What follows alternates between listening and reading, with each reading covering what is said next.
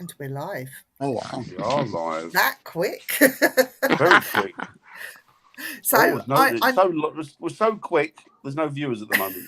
Well, I'm going to share it out yet. We beat them to it. Dan, you do the introduction while I just quickly share everything out. Well, give me a few. Okay. Let's wait and see who comes in first. I'll share it as well. Thank y'all.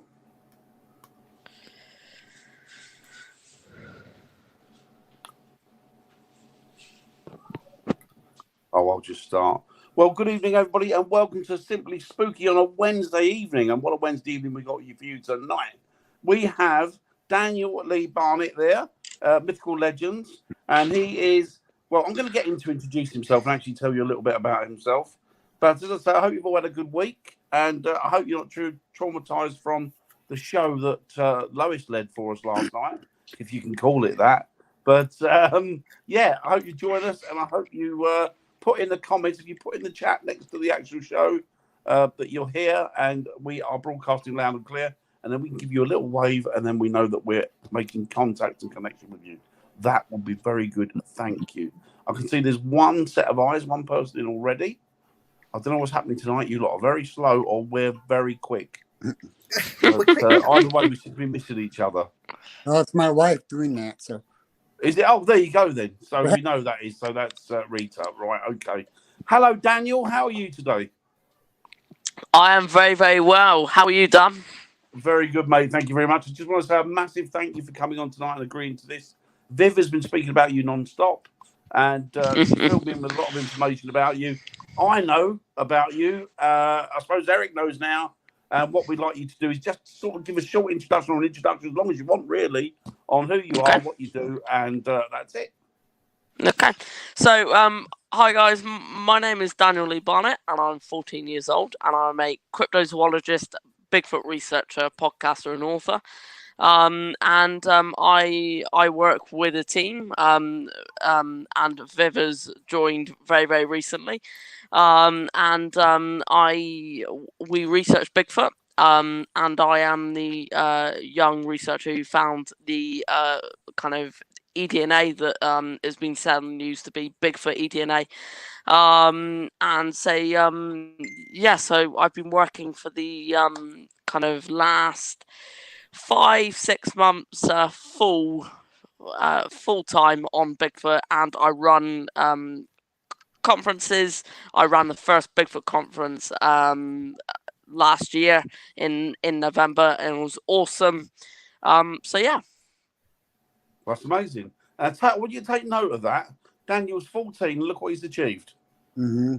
You see, so I want you to take note of that, and it's great. It fills me with joy to see a younger generation coming up and coming through, and hopefully taking the places of us that are, well, we've still got a few years ahead of us, but, you know, it's nice to know that there are people picking up those loose strands when we've retired. So that's good. Not that we ever will. But, so Daniel, what got you interested in it, first of all? Was it just, did you grow up with an obsession about cryptids and Bigfoot in particular, or is it something you just sort of picked up over the years? So it was about 2 years ago, and this is crazy. I was sat with Gramps and my cousin and my sister, and we were watching Expedition Bigfoot on the TV, and loved it. It was great. And once we watched the first episode, we were like, right, next one. And it was amazing. And from there, I then went, do you know what? This is interesting. So I was kind of having a look online about Bigfoot and kind of in America. And then once it got to the end of season 3, obviously then season 4 hadn't been released, and we're like, when will it be? And from there, my interest has grown and grown and grown from there. Excellent. So what do you think about the upturn or the alleged upturn, I can't say definite, but the alleged upturn of the sighting of cryptids, in particular Bigfoot, and also dogmen sightings that are over here in the UK at the moment? What do you think of that? What's your view on those? So I would say I think COVID has helped a bit with kind of not many people being allowed out. And I think going to kind of because a lot of people will dismiss the UK for all cryptids. And actually, when you sit in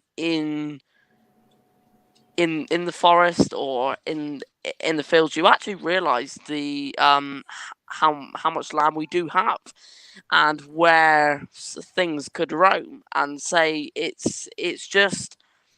I think Bigfoot wise, I still haven't made up my mind on Bigfoot in the UK. I haven't got enough definitive evidence to say whether something actually does live here. Kind of on the more paranormal side, I don't know enough to make an opinion. And I think Dogman would be similar to Bigfoot. I think it would be similar to the sightings, and say I think it's more the fact of we don't have many groups like us, you guys. There aren't many groups, if you think about it, in the UK, which means not many people were going out looking for these things, which No. means they could hide easily. So those are two options there. And kind of I think during winter they have loads of roam time. They have it's like I looked on news, and apparently UFO sightings have kind of gone up. It's because people were out for night walks and kind of and say now we're coming into kind of the clocks are changing this weekend. I reckon we'll start to notice a difference, and it'll start to kind of get more to the summer. Hopefully, weather's been terrible today, but it's kind of once we get into the summer, we might realize a decrease in it. We'll just have to see. No, it's a good viewpoint actually, and I've noticed there's quite a few people that haven't got any connection to the cryptid world. As you say, it's not a great deal of many of us anyway. But I know there's quite a few people out there that haven't got any connection to the cryptid world that seem to be experiencing. Well, they seem to be experiencing the activity of these creatures. You know, quite a few people have been on TV over the last year. I noticed on the internet saying that they've had particular run-ins with them, but they had no idea what they are, and they didn't realise what they were, so they went home and kind of researched it. Yeah. But I mean, do you think? I mean, it's obviously none of us know, do we? It's all supposition, really. But do you think there could be any credence to the thing that these could be interdimensional, or they could be, or do you think that they are just flesh and blood animals that are living on the land and are just very, very good at hiding themselves from us? So, in my opinion, it really depends what kind of researcher you ask. Now, I haven't done a massive amount of work into the paranormal world. We're really trying to focus on one kind of cryptid to really, really find some stuff about it. So, if you're going on the Bigfoot side of stuff, my personal opinion, I would say flesh and blood primate with, I think, a bit more intelligence than us. We have primates alive today that are copying our skills and copying, so that would make sense. To go as far as the paranormal side, I will go, I don't know. There could be, and I'll be completely open to it. If I see a Bigfoot jumping through a portal, I will 100% believe it. But until someone shows me, I can't. I'm going to remain on the fence about it. So it's really I don't know, but I am open to it. And obviously it's this one footprint theory that people are really, really kind of like, hold on a minute, why is there one footprint in the forest? Why aren't there more? Why aren't there? Now, of course, that's and say that is a question. And obviously UFOs are kind of really, really interesting as well. But as far as Bigfoot, here in the UK, I think it would have to be if it's an 8-foot tall creature, and I think it would be most likely if it was that tall, and if it because I'm not sure an 8-foot tall normal flesh and blood creature could live without being seen multiple times. I would understand if it's being seen kind of every month, but it's not, and which is why my opinion about the UK Bigfoot has slightly changed. To it still being some sort of Bigfoot, but not being the 8-foot tall kind of American.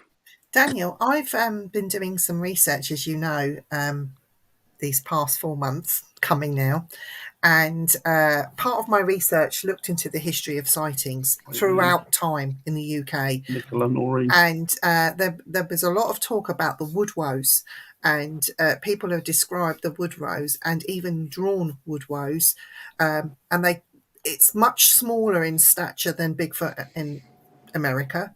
It has lots of twigs, leaves, and that sort of thing. So if it's been written throughout our British history books, going back way back when, I think people over here become a bit misconstrued as to what this UK Bigfoot actually is, and they compare it to the American Bigfoot, which I think is where people are going wrong. You're never going to find it because it's not that. It's similar. 100%. And Viv, I am 100% on with you. When we're out with my team and kind of they are taking stuff from America, and I say stop. Yeah. That's the wrong way of doing it. A UK Bigfoot, as people know it, could be something completely different. It could be a bear, for all we know. It's something completely different. So, and which is why I go, we need to find our own evidence and kind of put America on the back brain and go, and go, it's there for kind of links, but I don't take it from I take it from straight from what I see, and I take it straight from there. And say, going to what you said about history books, so a question going through my mind was, it's only people telling me this. I want to see it with my own eyes. Now, to be completely honest, I don't like reading at all. It's something that bothers me. I can't sit there with a book and read it. I'll get 4 words done and go, nope, next. But me and Nan went to the library because I wanted to find out if there's any, and we found in a kind of folklore dictionary that was written in 1999 with Green Man, Woodwose, and Wild Man in it, and that proved to me that we have something. There is something. What it is, we don't know, but there's something that caused someone to write it in a book that was written over 24 years ago. Daniel, go to some of the oldest churches you can find. This sounds really odd. Go into some of the oldest churches and just look up at the ceilings and look for the Green Man. You'll have to take a picture so you can zoom in. Look at the face. Just look at the face. And in some of them, there's a lot of similarities. And these green men things that they've got up there have been there for a long time. So the thing about the Green Man, though, is it's represented globally. Yeah. You know what I mean? I think it came from a lot of it. I mean, you find them in Asia, on buildings in Asia, and anywhere in the world and everywhere. But it's the thing, it's the theory about, we discovered everything now. But it was only recently, I think that somebody took, a few years ago, somebody took an expedition down the Amazon and they found a new ape. Yep. And this ape was meant to be I can't think what it's called. I can't think what it's called. But this particular ape was so intelligent, it was meant to be more intelligent than the other apes, and even to the things like chimps. And they said this thing was more representative of us because, they were feuding with each other. Mm-hmm. They had sort of laws and rules and regulations that they had to abide by, and they were just generally violent and nasty. And they walked upright. like fully upright, not just none of this on all fours. These things were standing up. So you're looking at something that's 6 foot, 7 foot. So there could easily be things like that tucked away, and we don't know how. Yeah. We don't know how aware of us these animals unaware we are and aware that they are. I think it's quite easy. And as for territory, there's a vast expanse of territory in this country that you can lose things in. And what I will tell you my actual opinion on what I think UK Bigfoot is, and this is based on evidence. When you look, all right, at the American Bigfoot, and you look at what people have seen, when people have seen escaped monkeys, let's say, if I just say for a minute that let's say a pregnant female or 2 monkeys escaped, that's created immediately a population immediately. So then you go, right, so if there's escaped monkeys in our woods, you then go, issue there, which would create that DNA. Now I'm taking that from what I found and going, let's say an 8-foot tall creature was walking our fields, right? You would spot it straight away. But let's say a monkey was running through the fields, you wouldn't spot it as easily. Now I'm saying if a monkey stood on its legs and put its hands above its head, it would look a lot taller. Now, when you were saying, Viv, earlier that some people have seen like a shorter version of kind of America, well, that's what I think. If they've learned their own way in the UK, and there's monkeys that's been escaped in Scotland that are adaptable to the UK weather, bingo, you've got it. So I think monkeys would make a lot more sense than an 8-foot tall creature, and that's where I've got that opinion from. And I think to even find monkeys, that would be very, very hard to find monkeys as well. But then when you think about footprints, let's say you've got them walking on their hands, you've got the 5 toes, and then like a double step, it's going to create a very, very long footprint. So it makes sense, but I'm not saying it is. Do you know what, Daniel? I hope to God we don't find these monkeys, because Dan will want them all, because he was a zookeeper. Do you know what? I've got a story about monkeys, actually. I used to work for a zoo. I'm not going to say where it was. And there was these troop of squirrel monkeys. So there was probably about 50 squirrel monkeys that lived in this zoo that a friend of mine used to look after. And very clever, very intelligent, very sneaky. And what we did was we wanted to keep them in an outside enclosure where they had free roaming, but we wanted to keep them isolated from the main area because we wanted to keep them on this island. So they did all sorts of things. They cut the trees back. There was a great big sort of lake around it. Well, what they'd done is they were so clever, and this is what you're dealing with. They were so clever that we put swans on the lake. Well, they realised that they could entice the swans over with food. So they were holding out food to the swans. When they're feeding the swans, a couple of them were climbing on the back of it while one was feeding it. They were using it as a ferry to get across, right? Next thing we know, now we were surrounded by a woodland, which was, I reckon, maybe 100 acres of woodland, probably a bit more. And the bastards escaped. And they got into the woodland, right? Nobody knew they were there. And the only reason we know they were there, we couldn't even find them when we went out looking for them, 50 of them. And these were over a foot tall. The only reason we could find them is at certain times you would hear them calling. And that was the only way that we could locate them and work out exactly where they were, the trajectory of them. So were you fired? Were you fired for that job, Dan? No.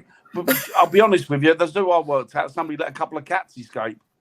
Big cats. I'll say no more about that. They were linked. Oh, good God. I remember saying to the keeper, I've heard there's big cat, or there's cats in these woods. He went, yeah, there are. I went, how do you know that? He went, I let them out.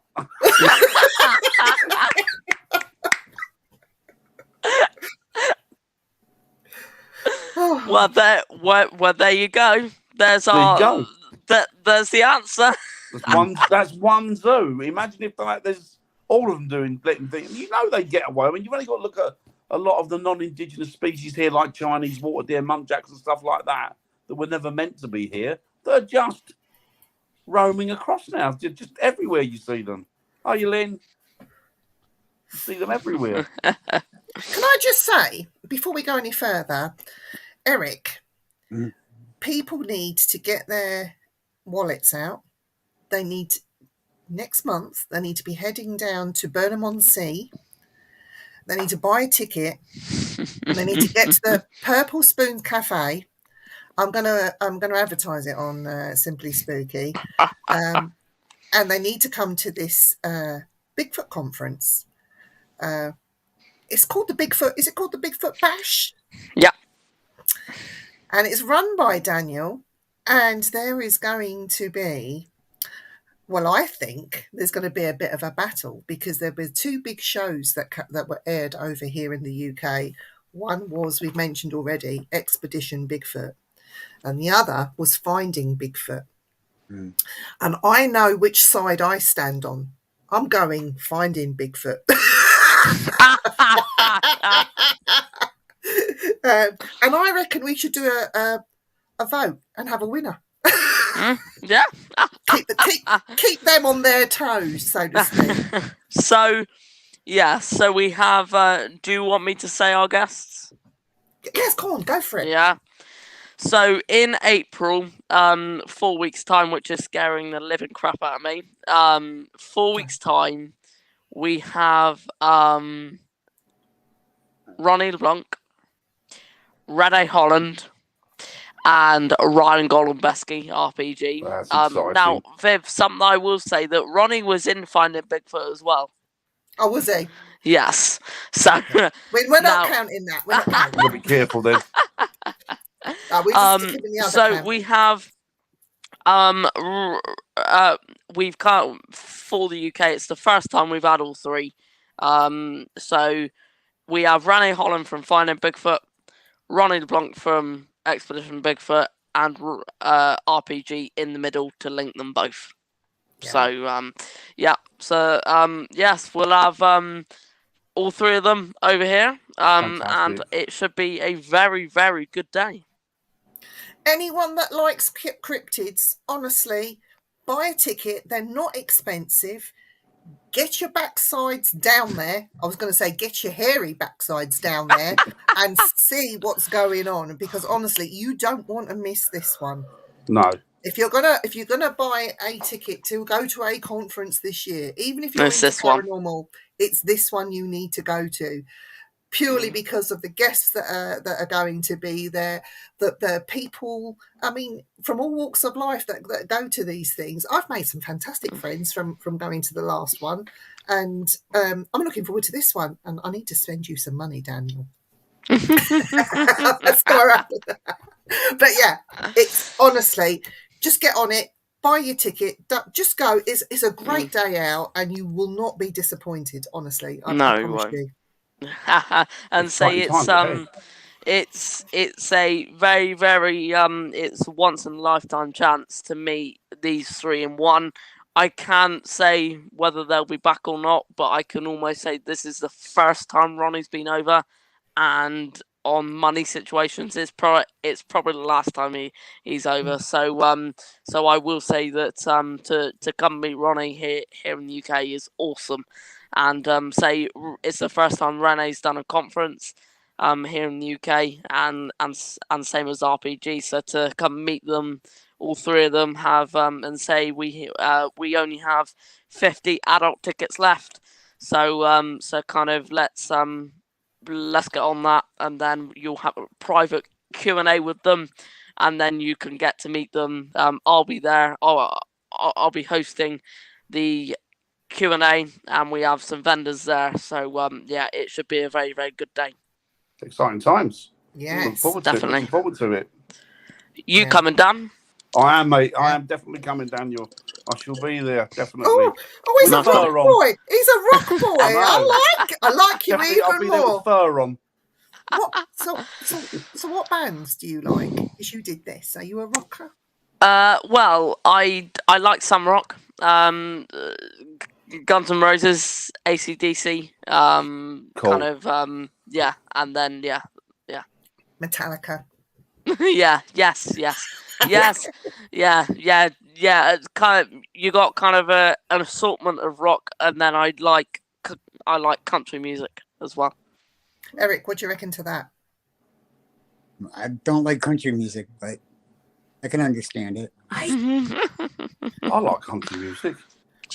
I don't. You know, I What's do. going on? What's going on? No, I have to introduce him to some interesting rock bands like Bloodywood. Bloodywood. That's heavy Very metal Bangara music. Okay. Skindred, heavy metal reggae. Yeah, It's brilliant. all sorts of genres. Get that playing out in the woods and see if Bigfoot wants to come and see what's going on. Like they're making the mistake of playing the calls of Bigfoot. Nah, stop that. Let's So just Bloodywood. play them some music, because I think they might be more interested into what that is. Because I think Yeah. they're more interested in us than they are in chatting to other Bigfoots, I reckon. What do you think, Dan? Yeah.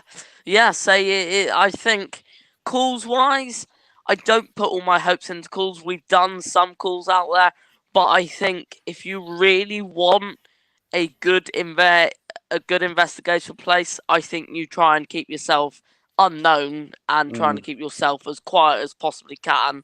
Because let's say that on the off chance something is there, even if it's a big cut or something, you want to stay as quiet as you possibly can. So I then Definitely. push Dan in front and just stand oh behind yeah, him. oh yeah, yeah, Slowest one yeah. to gets eaten. That's it. 100%. Yeah.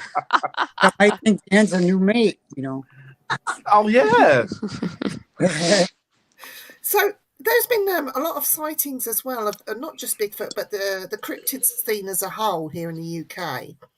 And one that's been making a very big appearance with lots of reports recently is Dogman. Mhm.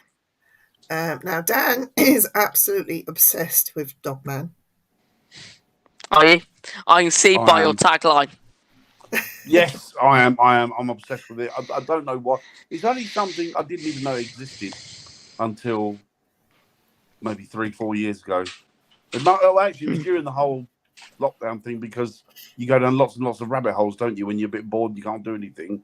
You can't get out. You can't get out investigating. So away you go on the internet, and all of a sudden I was finding these links to this Dogman thing. And I thought, what the hell is this? And then I was going on YouTube, and I was finding different people's encounters with them. And then I found out it was quite a few reputable people, like law enforcers. One was a sheriff and stuff like that, and they'd had particular encounters with them, so they was verifiable. And yeah, and after that, it was kind of like, well, this is an interesting one. This is interesting. I don't know what this is, but I'm not going to say too much. But apparently, well, there was a guy that swears he killed one. He's a truck driver, and he was going across in the States.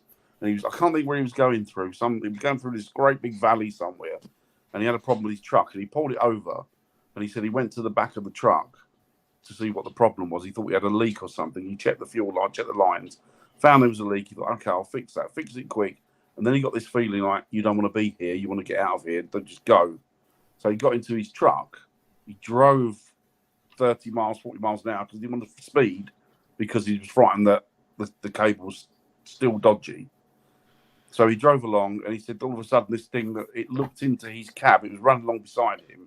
He reckons it must have been at least 12 foot tall, because it bent down to look at him. Hi, Irene. It bent down to look at him.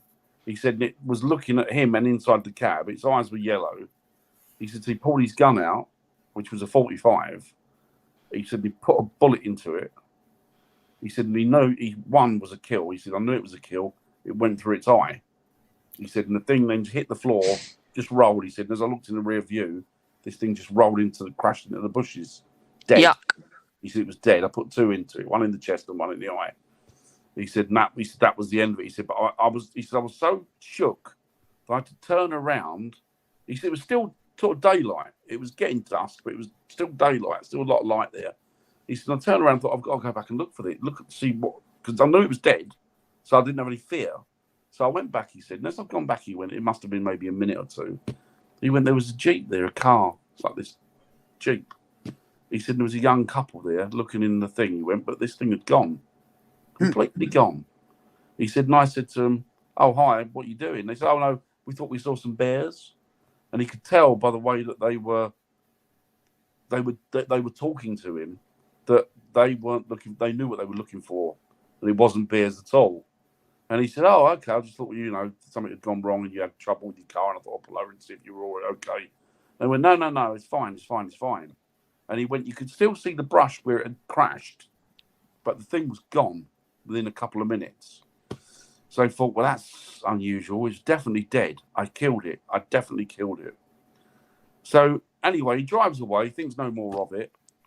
I think a day or 2 later, knock on his door. CIA. They've gone in. They've said to him, he said, they threatened me about, if you tell anybody, you'll lose your job and you'll never get employment anywhere, right? And we can do all sorts of wonderful things with your bank accounts and stuff. So they said to him, we believe you saw something the other day, and we think you might have shot it and killed it. And he went, well, maybe.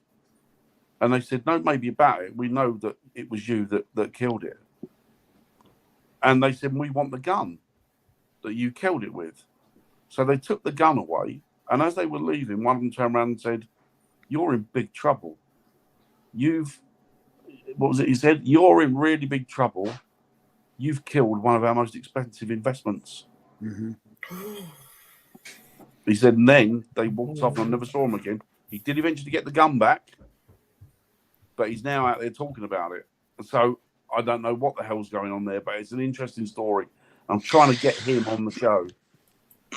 So, just an opinion on that is, I reckon those guys in the Jeep had something to do with it, and I also think, in high populated areas, cryptids wise, and I reckon because it draws a lot of people, and maybe the government, and rightly so, they don't want loads of people going over land, and they don't want loads of people going over protected land. Yeah. They put CCTV up, and I think I don't think that was a cover up there. I think that was purely that this man had killed whatever it was, and I reckon they didn't want anyone to know, because I think they're watching it. And they themselves clearly weren't that bothered about it, because they were driving around looking for it. Just 2 young people, young guy and a young girl. So they clearly weren't that worried about it. Whatever the relationship they had with it or control they had over it wasn't bothering them. Yeah. But the guy, he said, I didn't know what the hell it was. But this is what's happening in national parks, isn't it? It's like the 411 cases, isn't it? With I can't think of the chap's name now. But it's like those cases. It's kind of, lots of people are going to get missing in woods and places like that naturally.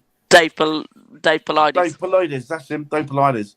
And but there are some cases that defy all kinds of rationality and logic. They're just like there 1 second, gone the next, and like not even out of sight hardly. And it's what's going on there, And Dan, you can see why I stay out of the paranormal world now. Yeah. Because don't blame you. It's a good choice. Yeah. Daniel, Eric is from Wisconsin, and he lives not too far from very famous bridge. Is it a bridge, Eric? Where all those... The Bray Road.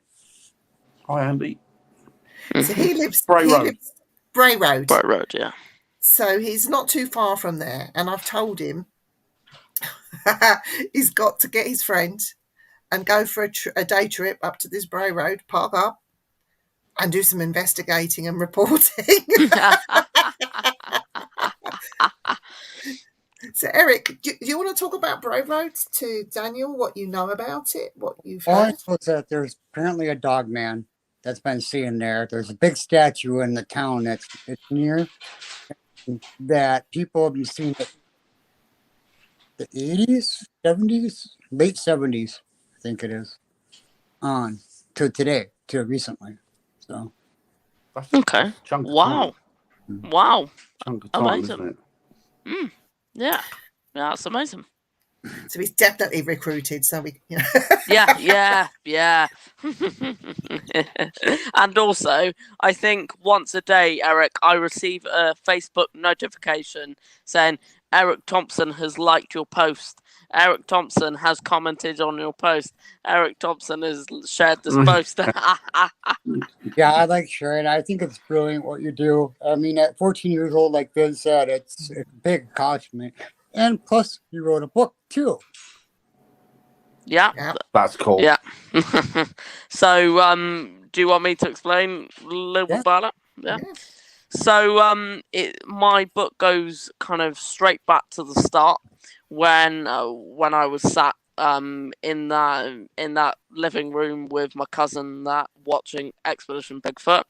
Goes all the way through to when we started something called Expedition Deer. We went out in the forest and used deer as our Bigfoot, and we were going around in the forest learning those skills, and we were learning how to cast, we were learning how to do eDNA, we were learning how to do all that.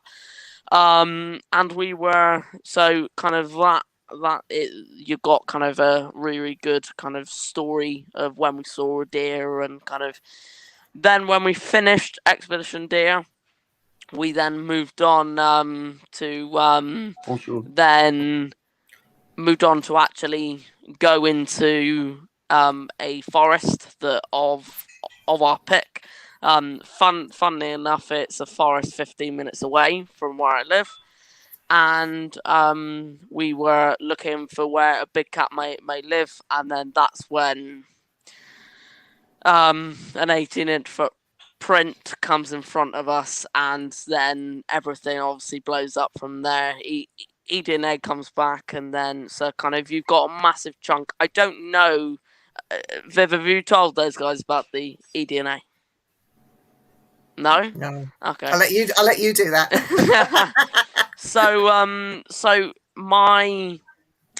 we took some eDNA from this footprint.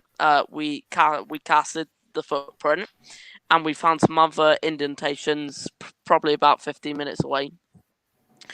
When I get my mind on something, I will do it, and it will be something that I just do. And I found a company that would take our eDNA in for free, because it's a very unusual request. So it was a lab in Portugal, and we had to wait 6 weeks. And obviously, I was emailing them, and they came back with, "Oh, we just need 1 more week." I go, "That's a bit weird." Okay, so when they did that next week, Dad had phone call to say, "Okay, here are the results: squirrel, chicken for some weird reason, wild boar, amazing, human or obviously." And then when Dad then says, "Oh, and there was several hits of Old World Monkey and Great Ape DNA," and my jaw just drops, and there's no explaining what that could be, and there's no explaining kind of it's come from a monkey or it's come from somewhere. Old World Monkey DNA can't just turn up there. Great Ape DNA, there is a small kind of possible kind of trace where it could have come from. As humans, we do carry a small amount of Great Ape DNA in us, but we don't carry Old World Monkey, and that's just weird to find that in an 18-inch footprint, along with then other indentations about 15 minutes away. That's just odd. That doesn't happen every day, and obviously from then it's completely kicked off, completely. And kind of so, Dan, Eric, what are your thoughts on that?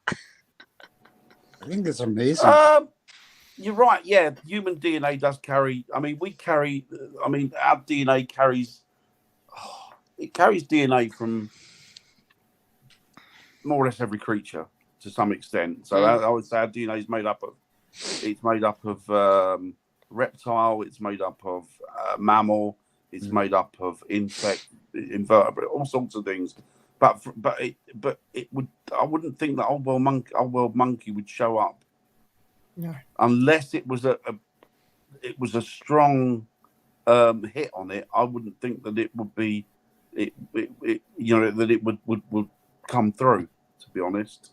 So that is very unusual. Yeah. That's like And really unusual. Obviously, I then reach out to my contacts, and then I ring every scientist and every goddamn researcher to go, what do you think of this? Now, when I finally got to speak to Dr. Jeffrey Meldrum about it, I got on a Zoom call with him, went, right, Dr. Meldrum, I need to ask you something. And he went, so when you showed me this footprint, I went, no. But this is his exact words, this changes my perception on what Bigfoot could be. If this is Bigfoot DNA, and this changes my whole perspective on what I think Bigfoot is. And do you know what he said to me? Keep going, because you could have more of a chance of finding Bigfoot than us. You guys in the UK could be the ones to do it. Now, obviously, that's a smaller expanse of territory. Yeah, that's exactly why. And I think because they have so much land, maybe that's the issue. Because they have so much land. Yeah. Now, obviously, I haven't said anything that I found is Bigfoot yet. I haven't, and I will continue not to. And I haven't even said that this is Bigfoot DNA. I've said that what we found is unknown, and it's So that's enough to spur you on, isn't it? Yeah. That's enough to spur you on, because clearly there is something out there that not shouldn't be, but that we don't perceive that it should be. Exactly. We don't think it should be, but it's clearly out there. And the thing is, I mean, it's like anything, isn't it? I always say to people, you say, well, we can't have these animals here for whatever reason because our territory isn't large enough, or we haven't got. But the case is, it is. And the thing is, if you think how many species of deer are out there and subspecies, and you go into the woodlands, and I used to go camping all the time in the woods and stuff years ago, and the thing is, you would go for days and you wouldn't see one. And yet there's thousands of them out there. Yeah. You know what I mean? Look at those parakeets in London that have now spread out. And it started with just a handful of parakeets escaping from quarantine at Heathrow Airport. And now London and Greater London, they're everywhere and they're spreading. So it just goes to show you, they don't need these hot summer climes. They can adjust and adapt. They evolve. So, I think you've got a very good chance, Daniel. Where's he gone? There he is. There he is. But it's really, the old world monkey DNA is really intriguing. Well, and just think about all the places that you can hide over there. Castles that are abandoned, old mansions that are abandoned, old factories that are abandoned, everything. That's a picture in my head now. Bigfoot residing in an old castle. Good. Sorry. You put that picture. I'm going to have to paint that. There you go. Yeah, it's interesting, isn't it? I mean, you're looking at primate. If you're looking at primates, you're looking at super intelligent creatures. So, Daniel, we can't hear you. There's something happened with your audio.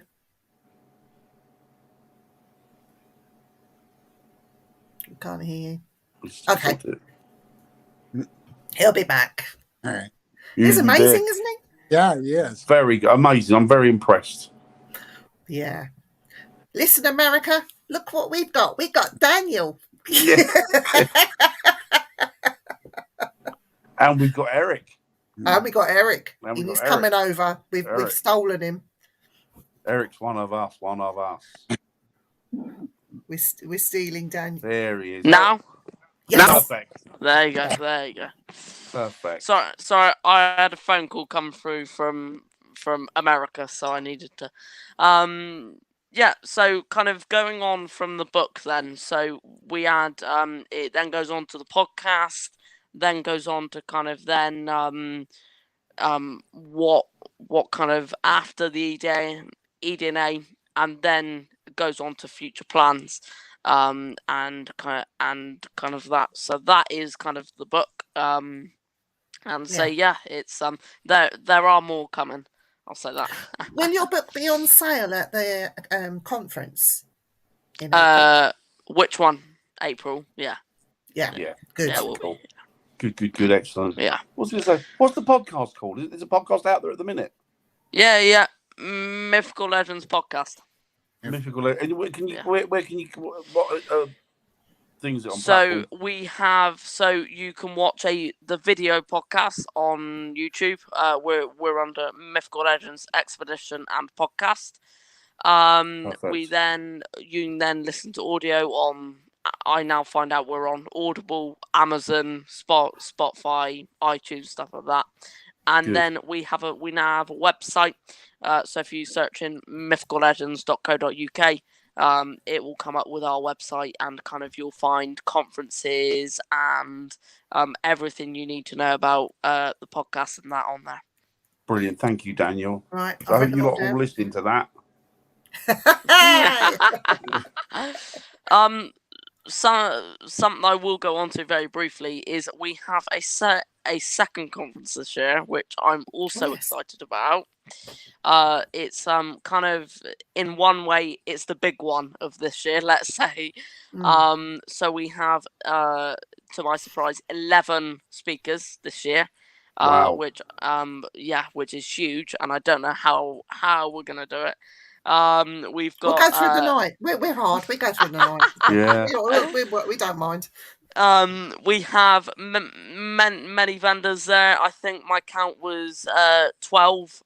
So in that hall, Viv, as you remember, it's kind of we're gonna split off the same as we did last time, and we have a stage coming in this time. So yes, and we're having to use all of the hall. And then obviously we have our kind of guest headliner, Brian King Sharp, from the US, and obviously we'll have Dr. Jeffrey Meldrum there virtually, for you to ask questions to him, and kind of that'll be awesome. And so that is the 20th of July. And that is the Cryptid Conference UK. We are very almost sold out of tickets now. So well, I need to jump on and grab one of them off of you then, please, Daniel. That's fine. I will send you the link, Dan. Thank you. That's fine. And say that that event is a free event to get into. And so and my books will be on sale there, and will also, I'm hoping, Viv, that I'll have some Mythical Legends some merchandise at April. Oh, good. That'd be and, good. That'd be good. And That'd be July, great. so you guys can you can have a look. And obviously then I need to get ready for June to go and speak in Florida, which should be amazing. That'll be good. So our two big UK conferences this year should be both incredible. And say we have a surprise MC, so we have a surprise host for July, let's say, for you to find out soon. Bigfoot himself. Bigfoot, yeah. We actually, to be completely honest with you, Viv, I have two people that will be there dressed up in Bigfoot. Excellent photo opportunities. Yeah, yes. We'll cast his footprint outside in the car park. Sorry. Just a little joke. Funny. I do have a cast hanging on the wall. I'll quickly show it to you. Do you? Unusual. Yes. You got a couple of them. You got a hand and a foot. I'm going to get the hand. Hang on. That hand's massive.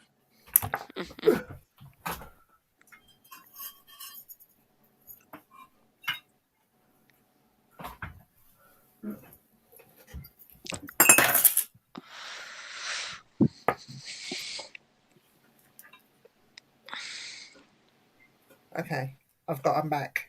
You got that boring in Oregon, didn't you? The Bigfoot Center. Oh, Wow, So that's is it? amazing. There's my hand. Oh, I can't do it justice. man. So even Wow. by a man's hand, um, it still That's wouldn't a be. lot bigger. Still wouldn't be as big as this. No, that's And a lot bigger. this is a juvenile's hand, and there was a left and a right, but I picked the the right hand. And I bought this back from Right. Oregon with Cliff Barrackman. I go to his Wow, museum quite a lot. amazing. So we'll get Renee to sign it off. Sign I got just upset Cliff. But yeah, so I found that everyone looks for footprints, but they forget. They sometimes, Yep. And there was even a cast of some buttocks where he'd sat down. It was amazing. I mean, the things that the cryptid hunters are doing, I've got to hand it to them. They're out there by chance sighting, seeing, even being able to class things like this. This is a small one, by the way. I saw some huge ones. It was just amazing. But yeah, that's thanks amazing. to, Yeah. And I can say is something that we're planning, that we will be selling casting kits and eDNA kits at the July event. Oh, that's good. Dan will need plenty. Yeah, I need loads of those. I'll supply you rubber I'll gloves, buy you stock. marigolds. Oh, we want videos of you using them, Dan. There's a strange man in the woods making castings. What's going on there? Daniel, have you thought about contacting the Natural History Museum in London and asking for permission to go behind the scenes and see some of the exhibits that they don't put on display? They've got so many that they wouldn't put them on display. But just I haven't thought about it, no. But some of the ape type creatures that they might have, just to go and see and like behind the scenes. I know that they like to stuff their animals and do weird things to them, but they might have something there that's of interest to you, and especially with the DNA thing, eDNA, talking to them about it and getting their perspective on that sort of thing. It might be definitely. I do know that it's admitted to having a finger of a Bigfoot. So Finger? Yeah, a finger. Finger. Where is that? It? At the London Museum. Natural History. Yeah, Natural History Museum. Daniel, you need to get on this. Hold on. I don't have. So you say they have a finger, yeah? They said they had a finger. It's not the finger I'm worried about. It's where the rest of him is. Yeah. But anything sort of behind the scenes that they get, you might have to make a special appointment. Yeah. Might have to get Don't worry. Don't They're worry. pretty open. They're pretty good. At 14 Viv, I can worm my way in. Good. Yeah, exactly. Yeah. So yes, but yeah, kind of it's been a bit of a whirlwind, let's say.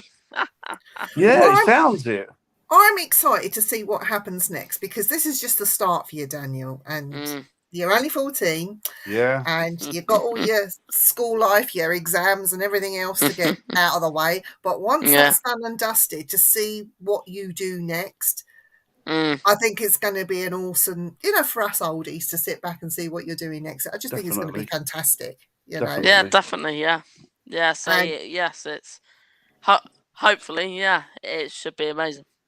Yeah, you've done at 14 what everyone's been trying to do for a long time and just couldn't be bothered or didn't know how, but you've gone and shown them, actually, this is how you do it. And we're quite proud of the fact that you're doing that, and that you're a young British boy doing it for England, flying our flag. We love it.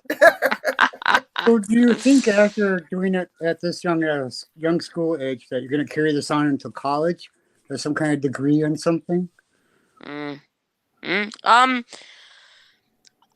Possibly, and say it's kind of I've kind of said to a lot of people that because a lot of people think that you need fancy degrees to do this, and I've proven that kind of you don't. If I'm going in the science side, yeah, Eric, it's something that can be considered. Let's say. Sounds great. Who knows? We might be looking at our David Attenborough of tomorrow. You don't Well, know. You never well, I know. can just say that that there's always a reason why you bring over 3 giant American TV stars. There's always a way. So let's behind the scenes, let's say things are coming. Good. Things are evolving. Good. Good. We're excited Glad to for hear it. you. Amazing. Well, we're coming to the end of the show. We've got 4 minutes. 4 minutes. So, has anybody got any questions in the chat? Hey, Sarah. Hi, Sarah. Sarah. So Lynn Lynn says, says- fascinating. Sorry, Viv, go on. Go on, you do it. Fascinating subject and an amazing young man. Keep doing what you do. Excellent. Perfect, Lynn. Thank you. Hiya, Sarah. I hope you're doing well. So, yeah, we're quite excited. If you want to contact Daniel at all, you could do it on his Facebook pages or through the websites Mythical Legends, mythicallegends.co.uk. So if people did want to contact me, if you wanted to get involved in the UK Bigfoot research team, you can obviously contact Viv, but my email for that would be it would be ukbrt.db@gmail.com, and then if you wanted to .db@gmail.com, and then if you wanted to contact me for Mythical Legends, it'll be mythicallegends29@gmail.com. So, and then obviously through Facebook if you wanted to, and say my email's kind of everywhere, so you can find me somewhere. So if any of you ever wanted to contact me, there you go. Or Perfect. if you haven't got Thank any you, of that, Daniel. you can always find him on Facebook, or you can message the show, and we'll always pass messages on to Daniel. So Thanks, just Jill. very quick, this comment here. So Jill, you met Jill, Viv, on. I did, yes. She's lovely. She's my nan, and she's the one that does all the forest work for me, and she does all the kind of she's the one that found the footprint with me, and to keep very quiet, she's the one that found the footprint first. Well done, Jill. Well done, Jill. We love Well Jill. done, Jill. Yeah. So yeah. Oh, Lee asked, what is your personal favourite cryptid, Daniel, please? I think it would have to be Bigfoot. I think Bigfoot would be very, very, very annoyed at me if it wasn't Bigfoot. Yeah. Oh, that's a good one. That's excellent. Oh. What about you, Eric? What's your favourite one? Mine's not really. Thank you, Jill. Thank you. Cats that are being seen lately in the UK. The big black cats. Oh, yeah. Dan's mate keeps letting them out the zoo. That's what they are. I went on a coach trip. When I was a zookeeper, they took me on a coach trip once looking at someone's back garden with the footprints for these big cats. And I was, funny enough, because I was with the big cat, because I was in charge, or second in charge of the carnivore section. So he was first in charge. And I'm looking at these Bigfoot things, thinking, yeah, we know what they are. These not Bigfoot, but these paw prints, thinking, yeah, we know exactly what they are because he's let them out about 3 years ago. Anything. I bet you anything, Dan, that this whole UK Bigfoot mystery was all by your zoo. Without doubt. We're blaming you. I need to find out what other zoos he works at. Because if he worked in the West Country, there's your answer, the beast of Bodmin. There you go. And Dan, I think secretly in your head you let those cats out, didn't you? Do you know what it is? You know what you always say, friend of mine or somebody I know. It was indeed. Yeah. I'm just asking for a friend. I'll be honest, I've had a few near misses with things. So yeah, when you look at Near when I look after misses people, or both. When I look at some of the things that we did as keepers, I think to myself, why would trust us with the keys?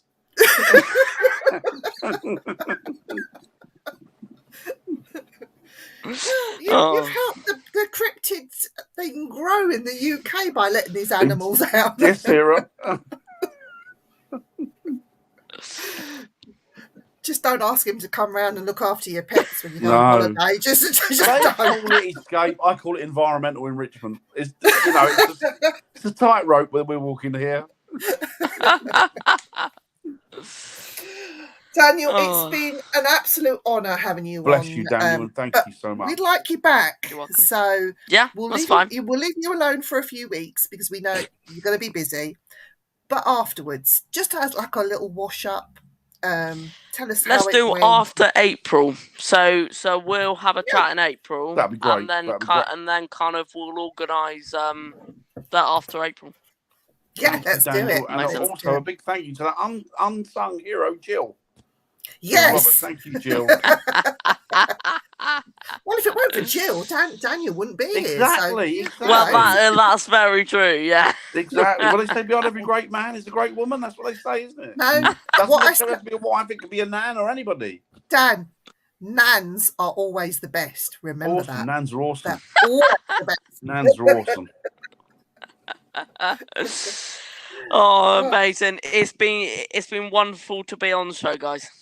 Thank you, Daniel, and I look forward to catching up with you when we meet up in the Yeah. at the event. Yeah, Thanks Thank everyone you. in the chat. Thank you. Amazing. We'll And you, Jill. catch up soon. Take care, everyone. Thank you for Bye, coming everybody. on. Bye.